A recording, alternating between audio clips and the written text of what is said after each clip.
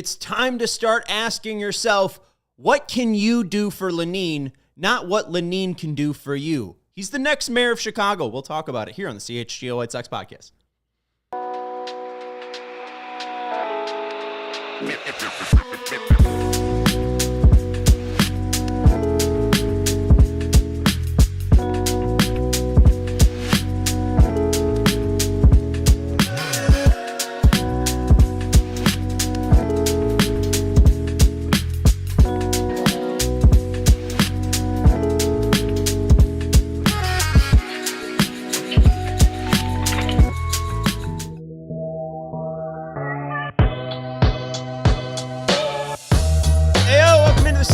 White Sox post-game show presented to you by Bet365. Download their app today. Use promo code CHGO365 when you sign up. Whatever the moment, it's never ordinary with our friends over at Bet365. Welcome in to Studio B of our CHGO offices here in the West Loop of Chicago. I'm your host, Sean Anderson. Alongside me, Joey Christopoulos. What's up, Sean? White Sox win. Well, you spoiled it, dude. What'd I spoil? They won. Oh, haven't said that yet. No spoilers? Yeah, dude. You were going to walk us through every inning? Well, no, but at least we haven't said that they won 7-3. The whole big thing is like, hey, Joey's here. You say hey, and then I say the Sox. Let's try that again. Hey, Sean, how are you doing? What happened today? Joey ruined my intro. Jerk. Sox win 7-3. Late Sosa hits 2 home runs. Andrew Benintendi also adds on one in a big-ish day for Kyle Teel. Let's go back to Joey Christopoulos, my producer. That's not the headline I sent you. What's that? It's not the headline I sent you. We could talk about that with the optimization of headlines later. Okay, but I don't know about Kyle Teel. He went 3 for 4, but there are also 2 pretty big errors defensively. I mean, Perdomo should have been struck out, and then he lets the ball get behind him, and then it's a 2-run homer by Naylor in the first inning. And this game could have ended a pitch earlier for Steven Wilson, but Kyle Teel couldn't catch a fly ball. The second one happened very, very late in the process. I'm willing to fall on the sword for that, but I did feel I could take a little editorial leeway because Andrew Benintendi, your favorite player? Oh, yeah, my favorite player. What's up, everyone in the chat? Make sure you're hitting that thumbs up button. Make sure you're subscribing to the CHGO Sports YouTube channel. We'll talk about my favorite player, Andrew Benintendi. We'll talk about some rumors about Luis Robert Jr. We will talk about the Ketel Marte thing that happened last night, and we will also talk to Mark Carman, who is at Wright Field. So we'll talk to the Carm about what he saw at Wright Field, the sights and the sounds from Wright Field, from the view of Mark Carman. Let's just go into the nonsense that happened last night.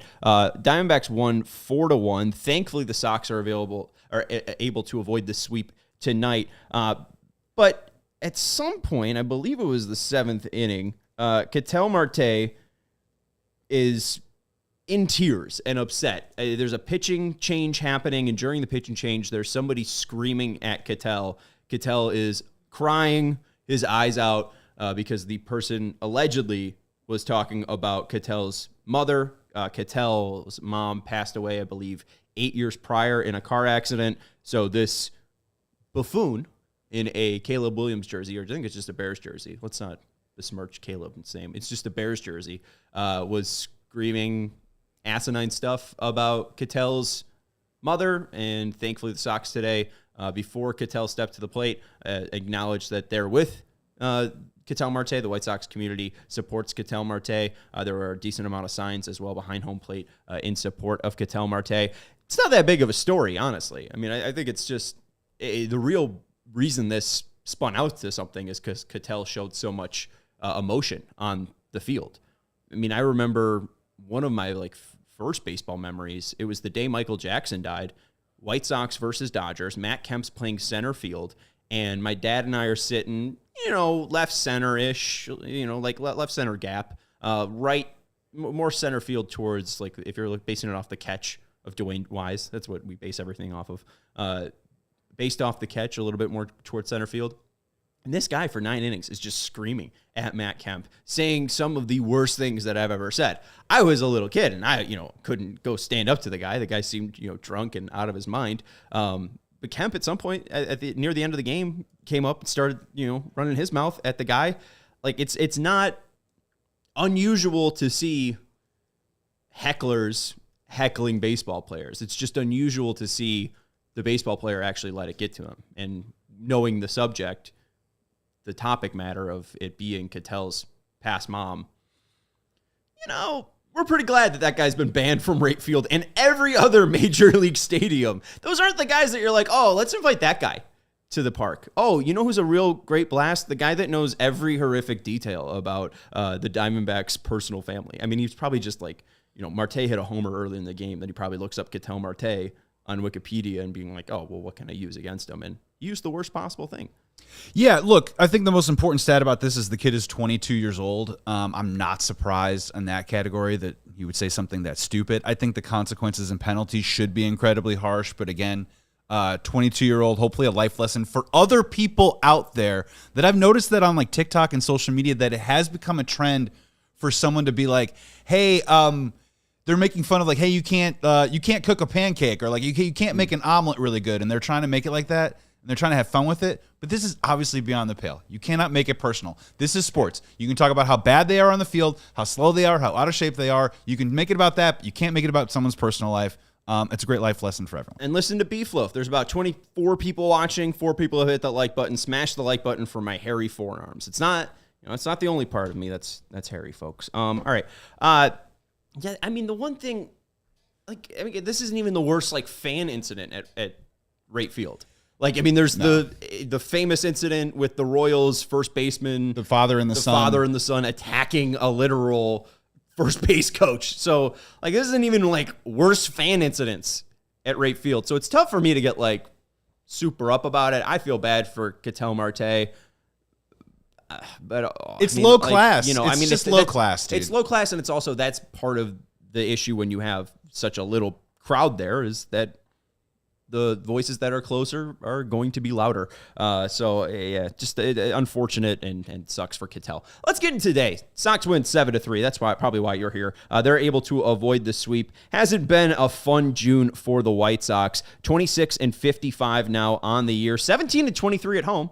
We don't have to talk about their away record at all. Don't have to bring up their 9 wins on the road. Thankfully, they're staying at home and welcoming the Giants to round out this homestand. So, we don't have to go anywhere. No traveling until July when you get to go play the Dodgers. Woohoo. But Sox win today 7-3. Got off to a little bit of a rough start, as we mentioned. Perdomo strikes out. He's the leadoff hitter, but the ball gets behind Kyle Teel. He gets on. The inning is extended because of that. The 4th hitter comes up, the cleanup hitter, and it's everyone's favorite, Josh Naylor, who I believe has hit 9 home runs in his career against the White Sox, 7 at Wright Field alone. Now 36 RBI since 2022 against the White Sox, leads all active players. Yeah, brutal. And, people bringing up the fact that Sean Burke should likely have an opener. I don't disagree with you. I would like the White Sox to be a little bit more aggressive with seeing openers being used. Davis Martin has used one before, Jonathan Cannon, Sean Burke. I would like to see those 3 be preceded by an opener, but I think the biggest reason why you haven't seen that is just because the White Sox are so depleted health-wise. They signed Tyler Alexander, made that guy take a 90-minute Uber ride from Milwaukee down to Chicago, had him throw 4 innings that day, and now he's not only just a bulk guy. I mean, he's in the 7th inning protecting a lead, or the 6th inning protecting a 4-2 lead. They're in pretty dire straits right now on the ability to use arms. So I think that in an ideal world, they'd like to use openers more, and Venable would like to use openers more, but I just don't think that they're in a current spot to, actually do that. We'll talk about Sean Burke's curveball in just a second. Naylor did hit a homer off that curveball, but it was a pretty good day for Burke and his curveball. Joey was wondering how many whiffs he got on it. You want me to guess? No, tease. Good tease. Bottom of the first, we get some runs for the Sox, and it's a tie ball game. Zach Gallen's pitching for the Diamondbacks, and he throws a ball to Andrew Benintendi pretty much chin high. And Beni spanks that thing, 103 miles per hour. That is Beni's 9th homer, 2-1, bottom of the first. And then Vargas walked. He stole second. Teel singles, driving in Vargas. It's a 2-2 game. Some oddity in the bottom of the first as well. We saw a pinch hitter, Austin Slater, pinch hit for Luis Robert Jr. A lot of people were wondering, is it hug watch? Is he gone? Is Luis Robert Jr. finally traded? Strained hamstring. What that? Strained hamstring. I was going to say calf string. Strained hamstring for Luis Robert Jr. So a little bit of fun there, about 15 minutes of, oh, is he gone? And then just the tweet was put out that hamstring sore. We'll talk about Robert a little bit later on. Not much else happened until the 4th inning when Lenyn Sosa hits one of 2 homers in a 2-strike count. He is able to pop one over the left field wall. And the one thing that made me laugh, because I ended up running to McDonald's and getting food, I got to listen to DJ, and he says during the 2nd home run of Lenyn, or I think it's the single that he hits, because before he hits the 2nd home run, he hits a single as well. He talks about Lenyn's 2-strike swing and how that should probably just be his swing all the time, because it led to a homer today. Then it led to a single, I believe, in the 6th that scored Teel. And then in the 8th, he hits another home run. That one was on 2 strikes as well. So, hey, Lenyn, maybe we shorten up the swing and maybe we go attack some pitches before it gets to 2 strikes. But Lenyn had one hell of a day. Homer in the 4th, homer in the 8th, and an RBI single in the 6th inning as well, driving in Kyle Teel. Before we get into Sean Burke, let's talk about Kyle Teel's day, just because it was his best day. 3 for 4 and was inches away from a home run. Got a ground rule double, but it was a very well-struck ball to the warning track. And the one thing that stuck out to me with DJ, you can notice this with Teel's stance and at least his load, is that it's pretty exaggerated, and he's not really timed up his load to major league fastballs. And the ball that he hits is a changeup. So it makes sense why he's able to tattoo a changeup that well, because I think right now his bat's a little bit behind. Still going 3 for 4, but I think this could be something that is exposed from Teel. We did see him get really hot in AAA, then really cold, and then really hot. So maybe this is kind of the back and forth that we'll see a bunch from Kyle Teel. But if we're looking for ways that maybe this can come every other game for Kyle Teel, maybe shortening that lift, that leg lift, that load, and maybe getting that foot down a little bit quicker than Teel currently is. All right, let's talk quickly about Sean Burke. 5 innings pitched, 5 hits, 2 runs, none of them earned, 2 walks, 7 Ks, 83 pitches. His ERA on the season currently stands at 4.22. Joey, do you now want to guess how many whiffs Sean Burke got on his curveball? 5 innings pitched, 7 Ks. I'm going to go with 12. 12 whiffs? Yeah. That's absurd. Too much? Yeah, way too much. I should have gave you an over. You meant just on curveballs. I'm sorry, just on curveballs? I thought you meant in general. Just on curveballs? 6? You knew what I meant. Did I? Yeah, because I already asked this question. You knew I meant curveballs. Okay. 6? Did you know I meant curveballs? I thought I heard you say how many swings and misses that he had. He got 12 swings and misses on the day, so that's why I'm a little bit. But on curveballs, I'm going to go 4. 5. There you go. 4 whiffs on his 4-seam fastball, 5 on his curveball, 1 on his slider, 1 on his changeup, and 1 on his sinker. But the biggest thing that sticks out about his curveball, 7 called strikes on his curveball. His curveball had a called strike plus whiff percentage of 48%. Called strike plus whiff percentage on his 83 pitches today, 29%. Major league average is around 30%. So a pretty average start from Sean Burke. You love to see it. And the curveball was one of those pitches that had me interested in Burke last year. Very surprising that he was the opening day starter for the Sox. I don't even know if I'll remember that in 3 months or so. Trivia question when the trivia question is thrown out there. But his curveball was the one pitch that had me interested in him, because it has a very sharp vertical drop to the point where it plays very well off his 4-seam fastball. And when you see 4 whiffs on his 4-seam fastball, 4 called strikes on his 4-seam fastball, 5 whiffs on his curveball, 7 called strikes on his curveball, I think you saw a really great example of what Sean Burke can be if he's able to figure it out. So excited that Burke is here. Would like to see him preceded by an opener in the future, but that's... right now it's not the ideal position the White Sox are in, and I think that's part of the reason why you're not seeing openers. I think if they did have everything at their disposal, I think you'd see Burke preceded by an opener. But it also depends on the lineup. I mean, he was able to get through, 1, 2, 3 in this order fairly well outside of, the Naylor coming up. And if there was one on, maybe that's a lot easier to swallow. Moby, you think it's the Moby? You think it's like Southside Moby? You think it's like I hope recording so. artist Moby? Moby says Sosa is him. Maybe. I like Lenyn, and he seems like a AAA guy, but Can we just get some consistency from him? I know he's been injured, so maybe we'll see something. I got to talk about Andrew Benintendi after the break. We'll talk about Robert Jr. and some rumors around him. And Mark Carman, fingers crossed, will be joining us here on the CHGO White Sox postgame show.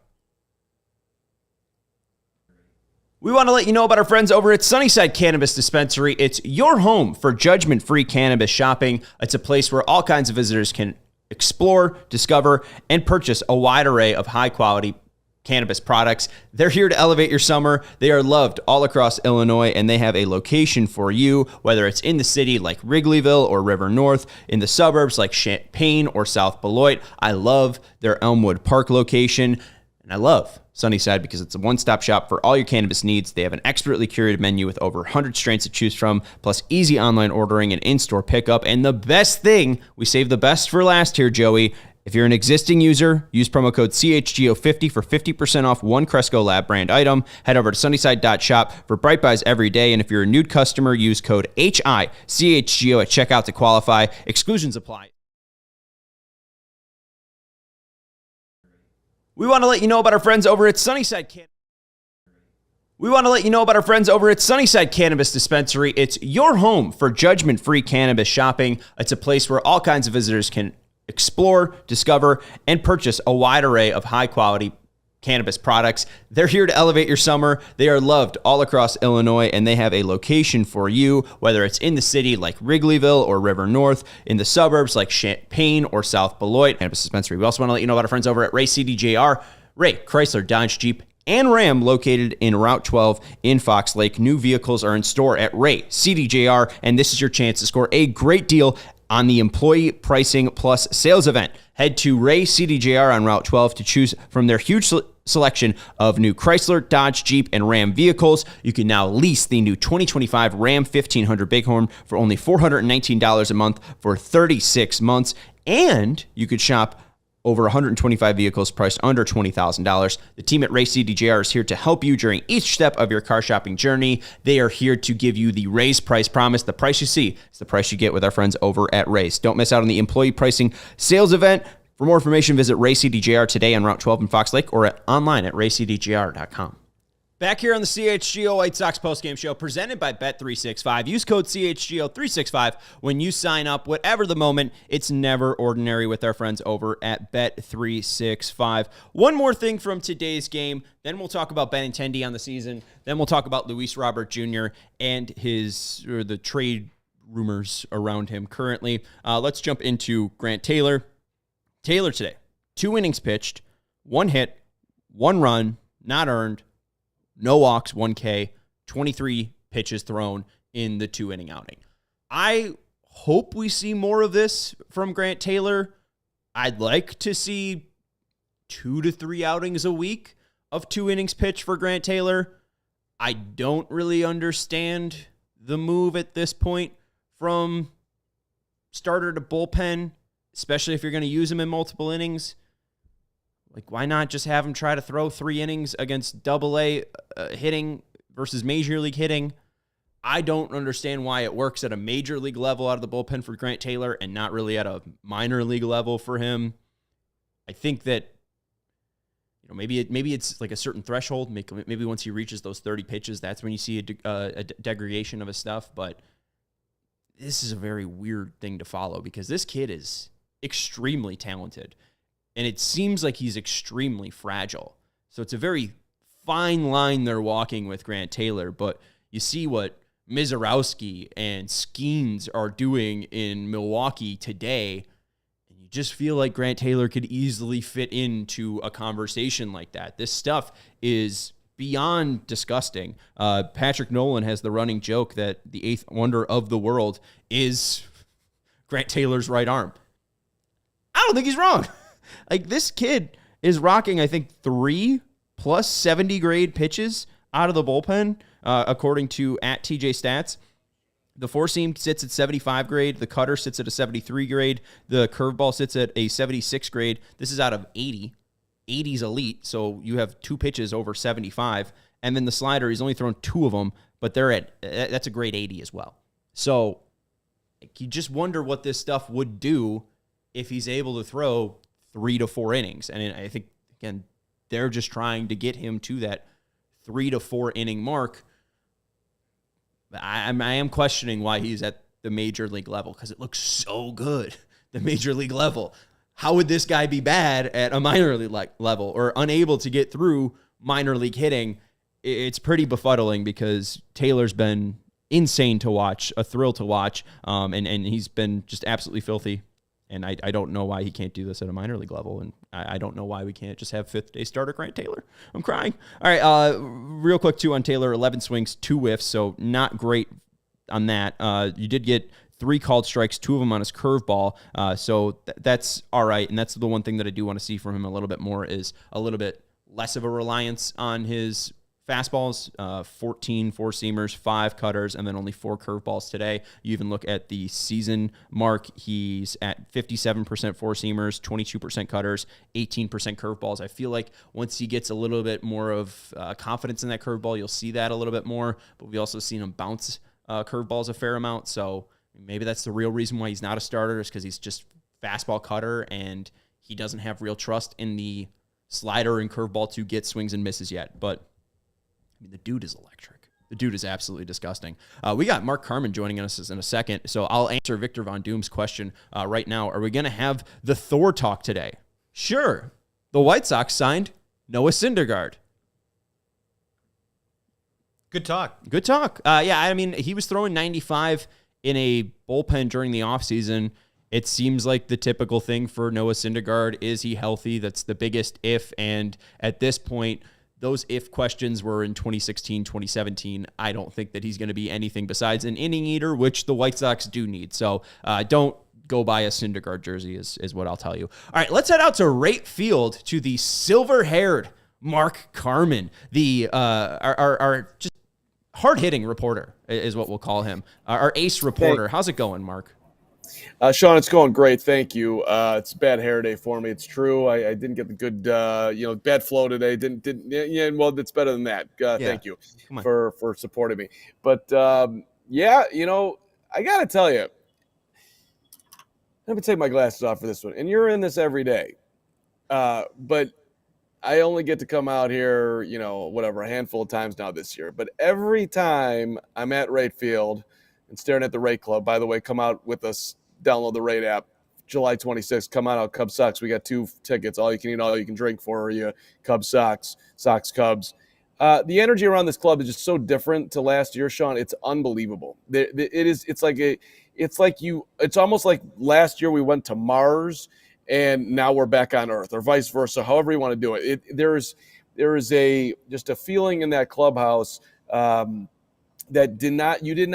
it didn't exist one time last year. And there was, after the game today, there was some singing going on. And I'm like, what exactly is happening here? And apparently, Steven Wilson is a guy that likes to just, bring a little extra energy to the clubhouse. And I'm like, it felt like, like the Titanic was just sailing off and they didn't know they were going to hit an iceberg at all. Just celebrating a win. And, obviously the Sox have been playing great baseball as of late, but they got one today. Yeah, our cracked reporter, Mark Carman. Let's dive in a little bit more. Did you see Kyle Teel with a boombox? He's reportedly DJ Bass Monkey. So was DJ Bass Monkey helping Steven Wilson with the vibes there, or is it just mainly, guys just being goofy after a win? I think you're hitting that right. I'm not exactly sure. By the way, I'm getting jettisoned as there is some massive repair going on right now in the corner of the press box here. So on the move here. But I think the whole team was basically joining in. And I asked Andrew Benintendi, which you guys had that video. You can play it down the line here. Just can you, just kind of bottom line how different it is. He's like, hey, man, there's a lot of young guys in here this year that just, are happy to come out and play a baseball game each day. And, us veterans try to keep them in line a little bit. But it's like, it's just, obviously, what do you want to watch for right now? Well, you want to watch Kyle Teel, right? You want to feel that energy. And what do you have, 3 hits today? Which and he talked about afterwards that it hasn't exactly slowed down for him yet, but I don't know. His performance looks like he's getting pretty comfortable back there. Missed a pop-up today, no big deal. That ball was insane, but I'm sure he'll catch that on another day. Yeah, I know. Teal's been fun. Taylor's been fun. There's so many young kids. Before we get into the young guys on the team, is it? I mean, how much of it this is Venable as well? I mean, at least we're about midway through the season. I think they just played their 81st game. What do you take away from Venable's first half and the demeanor that he brings to the locker room? I take a ton away from it. I think that. I mean, look, the talent is better and the youth is starting to come up here. But you had a guy that just did not belong in the position at all, obviously, in Pedro Grifol. And Will Venables, I think, from what I can tell, just very calm, relaxed, grounded, easy to play for, fair. How high is up? I don't know, but I think he deserves, to your question, I think a ton of credit for.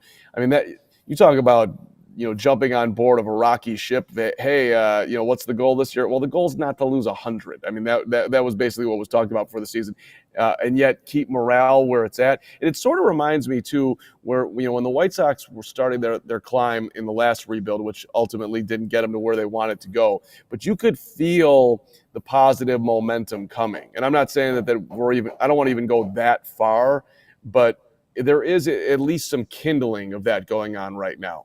It's we don't have a full fire, we don't even have a half a fire, but at least there's you could just see something is being built right now that I understand that it's not it's not the greatest thing in the world to be a White Sox fan right now in the middle of all of this, but you can actually finally you can see, okay, they're starting to get on the other side of what's been just a horrendous period. Yeah, absolutely, and it's going to be a big draft coming up for them, but they also have 2026 where they might be picking number 1, 2, or 3 overall. So, there's a big future coming down the line, and I think Venable is going to be a huge part. I mean, you see Roberts and Boone just last forever at their spots. I mean, I feel like Venable is a guy that's made for this as long as Chris Getz is the general manager at the helm, Well, when they got him too, I remember just asking you, because I didn't have a big breakdown of Will Venable, and you were excited about it. You thought it was a great hire at the time. You were surprised they were able to get him. Maybe Chris Getz was surprised that he was able to get him. I'm surprised they were able to get somebody that wanted to come in and do this, but who was well thought of, the way they where the White Sox were at. But hey, credit to Chris Getz, and there's another guy. I've long been a Chris Getz fan, just dating back to when I covered him in Kansas City. Just always competitor, intelligent, dude that you would want on your club, and so I'm a Getz buyer. He's obviously has to do a lot more here to get there, and he's going to need a lot of support from the front office to do it. But I do like the guy that they have in charge. Yeah, and it's been an interesting mix of seeing former players take over as general managers. Chris Young had a ton of success in 2023, winning the World Series with the Rangers. And then you see the two GMs swapping Rafael Devers, where Buster Posey's a former player, former MVP, and he's getting a ton of excitement around San Francisco because of that trade and the signings that they've made in Chapman and Adames. And then on the other side, Breslow's being called a robot, and that he's just basically that's the wrong word, but just he's looking at the spreadsheets and the spreadsheets only. It feels like Getz is a little bit more closer to that Posey side, so I'm at least excited about that. But again, we're real far out from the conclusion of this rebuild. Berg is asking a question though: what is the food like for the press box crew at the White Sox park, and how does it compare to pre-Kevin Warren era with the Bears? Wow, that's a big question. I gotta tell you, it was a very light breakfast today. I had half of a bagel. And we had a big morning for CHGO Bears. So I was racing in. Poppy the puppy threw me for a loop here today. I had to find some place for her because I'm planning. It's a long day here, and so I was fired up to come into the press box today and get after the hot dogs. And when I got here today, because after the Bears show, I wasn't the first guy here. They were all gone, Sean. I was shut out. I was left with the nut combo mix that they have, which is an outstanding nut combo mix, but not necessarily bona fide lunch. And then a couple popcorn kernels, and I'm like, you know what? Today's the day. It's that I can take it down a notch here, maybe a pound or two, and if I can just hold out here. So I'm going, power water and just trying to, whenever the cravings hit, let's get that flow going, and maybe we'll end up in a better place at the end of the day, at the end of the week. Yeah, I mean, just drink a ton of water, sweat it out, and then maybe at like 8 have the biggest dinner you've ever had. And I think that'll be probably a day for Mark Carman. It's not the worst plan I've ever heard. Why don't we do that? The biz. I gotta hit a break. So if you got anything else, let's wrap this up, and we'll let you go eat some food finally. I appreciate it. You've got Andrew Benintendi, you got Kyle Teel, and you got Sean Burke if you want to get to it or not, or however you want to use it. It's there for you. I appreciate you having me on. You're the man. I love the look today. You're looking strong. Yeah, you're looking strong. And looking forward to our next mini pod with the King, Scott Stevens. He'd like to do it Sunday, Sean, so let me know. All right. I'm around. All right, I'm always Sunday here on Sundays, so I know. whenever. You let me know. Thank you, Carm, for joining us from right field. Make sure you follow Mark Carman of CHGO Bears and CHGO White Sox whenever he wants. And I'd like to be also acknowledge the 6-0 softball team. You're invited to come out and play first base. That is your position. You haven't been there in a minute, but it's there for you. We're holding it. We're keeping it warm for when you return. I usually work on Mondays, but hey, I'll try to get out there. We'll talk to Jake about maybe doing a Tuesday postgame show. All right, Carm, appreciate you, and make sure you check him out on CHGO Bears. This is the CHGO White Sox postgame podcast. We'll get to some of that great footage that Carm got at the club in the clubhouse right after this. We got to take a break here on the CHGO White Sox postgame show. It's likely if you're watching this podcast that you are a fan of the Sox, and the way to get Sox tickets this year is with our friends over at Game Time. Game Time is the place to pick up tickets if you are heading to a Major League Baseball game this year. Game Time makes getting tickets even faster and easier, and prices on the Game Time app actually go down the closer it gets to first pitch. They have killer last-minute deals, views from your seats, and their lowest price guarantee. And the biggest thing is that the price goes down closer to first pitch. It's a game at 6:40. You could arrive at 6:38. Have the Game Time app on your phone. Use code CHGO20. Not only are you going to get the lowest price, but you'll also get $20 off your first purchase with our friends over at Game Time. Take the guesswork out of buying tickets with Game Time. Download the Game Time app, create an account, and use code CHGO for $20 off your first purchase. Terms apply. Again, create an account and redeem code CHGO for $20 off. Download the Game Time app today. Last minute tickets, lowest price, guaranteed. What time is it? Game time. Oh, wow. You actually did it. Look at you, Joey. On top of things. We also want to let you know about our friends over at Mint Mobile. Do you know what doesn't belong in your summer plans? Getting burned by your old wireless bill. That's why you need to be like us here at CHGO and make the switch to Mint Mobile when you're planning beach trips, barbecues, and 3-day weekends. The last thing you want to be thinking about is your overpriced wireless bill. Say bye-bye to that overpriced wireless bill, their jaw-dropping monthly bills, and unexpected overages. Mint Mobile is here to rescue you. You don't have to switch your phone. You can keep all your contacts with this fantastic new customer offer. 3-month unlimited wireless plan for just $15 a month with our friends over at Mint Mobile. Visit mintmobile.com/White Sox. Upfront payment of $45 required. Limited time new customer offer for 3 months only. Speeds may slow for 35 gigabits on unlimited plan. Taxes and fees extra. Head over to mintmobile.com/White Sox. Back here on the CHGO White Sox postgame show presented by Bet365. Whatever the moment, it's never ordinary with our friends over at Bet365. Carm just told you he had sound from Kyle Teel, so let's have Kyle Teel talk about his big day at the plate after their 7-3 victory. A big day at the plate for you. Just what was working so well? I'm just trying to stick to my plan, have a good approach, and take good swings. Will said you've kind of maybe cut down on, like, I think you're saying like a bigger leg kick, like just being kind of shorter with that. I guess how would you explain kind of that adjustment? Yeah, I think I'm just trying to simplify right now. Those little adjustments go a long way, so it's just shortening up and putting the ball in play. How do you feel like the game has slowed down for you now that you've had a couple weeks under your belt? The game speed itself felt the same since I got here. I wouldn't say it was faster or slower over time. It's more just like adjustments that I have to make and just sticking to my plan. How was the communication between you and Sean today? It was great. He did a great job. Picked me up a few times and just gotta say he did a great job. What's it like catching Taylor and especially, kind of guiding him through his first 2-inning outing today? Yeah, I mean, he did great too. Overall, our pitchers did a great job. Taylor's got nasty stuff. Hardest pitcher I've ever caught. So, throwing wise, velocity. Right. So. Not most difficult. Your hand hurt a little bit? I tell him it does, but it really doesn't. You good? Thanks, Kyle. Thank you. I love the way. Hold on, that's the best part. That's just Kyle Teel standing there like just like waiting for them to wrap this. Like, are we done? We done? All right, cool, we're done. I love everything about his mannerisms when he's in the box, and that just definitely came through in the postgame. I mean, he is as rookie gets, and I love it. I'm saying that in a complimentary, endearing way of just he looks like he's 14 years old. Yeah, no, absolutely. Him and Chase have that vibe about them, and the one thing too, Teel has a very similar vibe to what Cease had.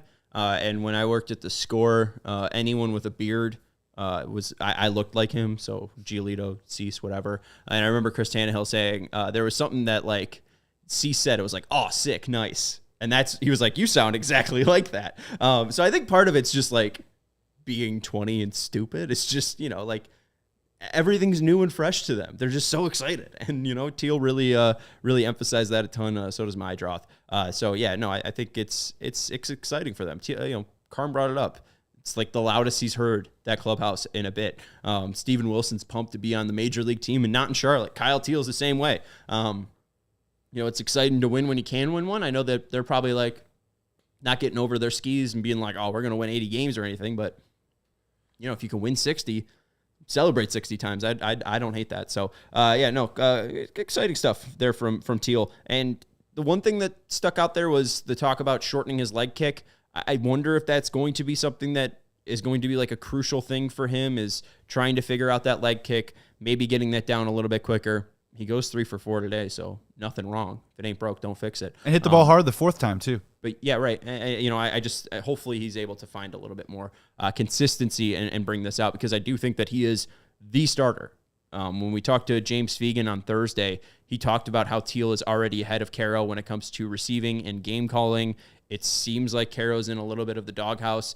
He is the youngest player on the team, youngest catcher in Major League Baseball, so not too much, not trying to pound on Caro too much here. But it does seem like Teel is a little bit ahead of Caro. And it's still surprising that he got called up before Caro. I don't know. I really don't understand why both of them are on the team. Feels like Teel's a little bit more ready than Caro. I think Caro's probably a little bit more polished at the plate right now, just because he's able to. Can we combine them into one person? But what do you get? Like a centipede. Yeah, but what does that turn into? I don't know. Because we figured out that Edgar Caro is Edgar Keel. Is Keibert Ruiz. So I have no idea who Teel's mock would be. Like maybe Brian McCann. Like maybe worse, less power Brian McCann. Oh, we were talking about him the other day. I guess the big question though is that, in your opinion right now, which one do you think profiles perhaps at a different position right now? I don't. I think right, neither catchers. Of them, right? Yeah, they're both catchers. So that's the rock and the hard place, right? And obviously, when you have a young team, you can play both catchers. And long gone are the days when these guys are catching 142, 145 games behind the plate. There's plenty of bats that you can find in the DH position, but I mean, is Caro a guy that you even want to put at DH?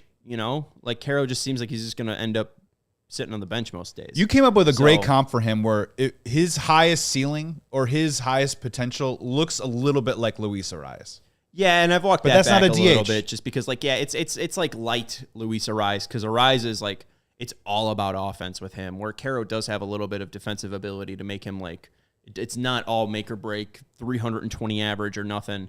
But I don't know if I'm going to see the pop from Caro. There was some data from Nazis that I think he's had like 34 balls hit over 100, but I think one ball has been actually hit to the gap by Caro. So it's weird results so far from Caro, but I do think if you're looking for a leaderboard or who's ahead, I think Teel is ahead of Caro right now. Let's get into some Andrew Benintendi talk. Benintendi hits his 9th homer of the year, and it's been a pretty good stretch for him. Since the 19th, he's had 3 home runs, one of them a grand slam, then led off the game on Friday with a home run, coming back today on Wednesday with another home run. So Beni now up at 9. Thanks for flashing this. This is something that did end up confusing me, and I found out what my issue was. So I was looking up on StatCast leaders by pitch percentage of pulled fly balls. And if you do that with a minimum of 500 total pitches seen, you will see that Andrew Benintendi leads the list on pulled fly ball percentage. Now, this isn't on balls in play. This is just on total pitches seen. Beni's first, Raleigh's second, Pete Crow Armstrong third, et cetera, et cetera. Let's go to a different list because this one is from StatCast, and this is under the batted ball profile leaderboard. It's pull air percentage. Raleigh is first, then Hoskins, then Paredes, then Danny Jansen of Tampa, then Anthony Santander of Toronto, Max Muncy of Los Angeles, because there's two, Torkelson of Detroit, Bregman of Boston, Cedric Mullins of Baltimore, and then Benintendi, 10th in Major League Baseball in pull air percentage, just below 30%, 29.9%, not including today. So maybe, hey, with the pulled ball today, he'll be above 30%. So he is one of 10 Major League players above a 30% pull air percentage.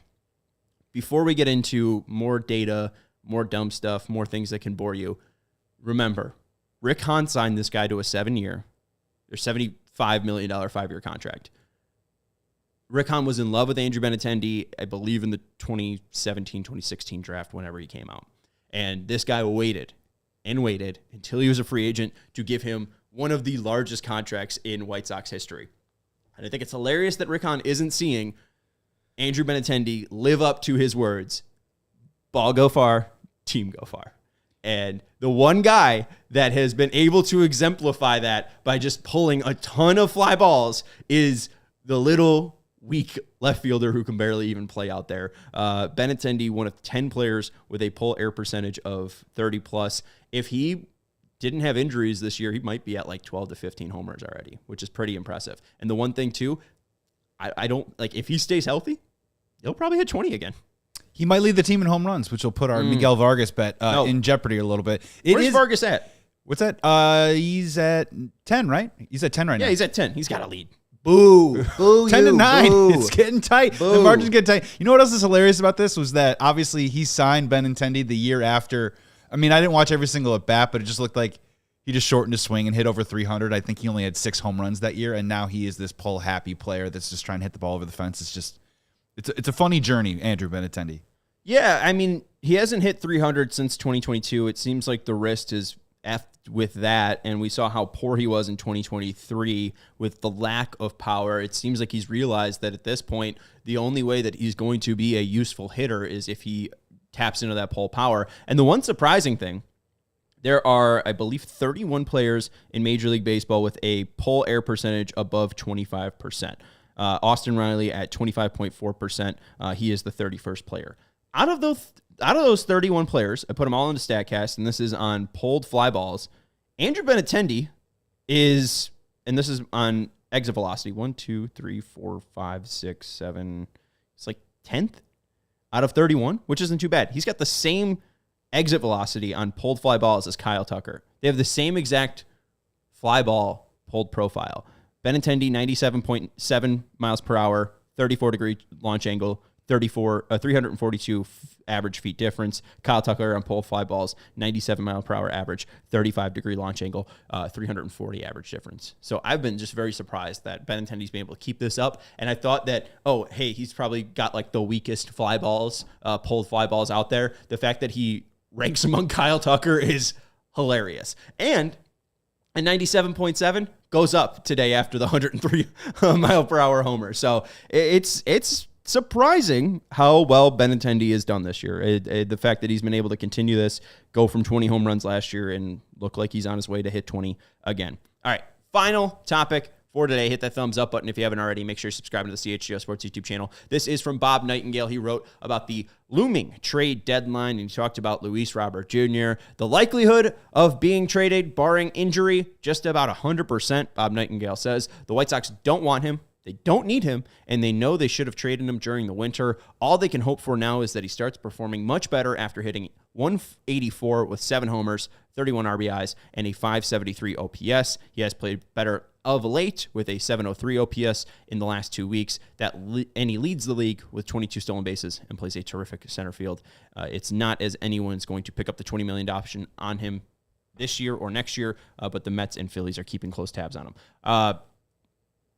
I think the most interesting thing said there is not even the 100% thing. It's the fact that the White Sox don't want him, they don't need him, and they feel like they should have traded him this winter. That's a trifecta there, Sean. I think it's funny because I feel like his values rebounded a little bit from where he was in the offseason because he was terrible in 2024. And I know he's been terrible again in 2025, but again, he has the defense. He has the stolen bases. He's got 7 home runs, 2 less than Andrew Benintendi. I feel like this is a very, very, very, very clear sign of change of scenery guy.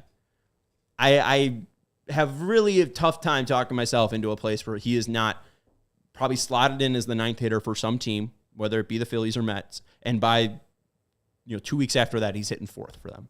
Like, he is an insane talent.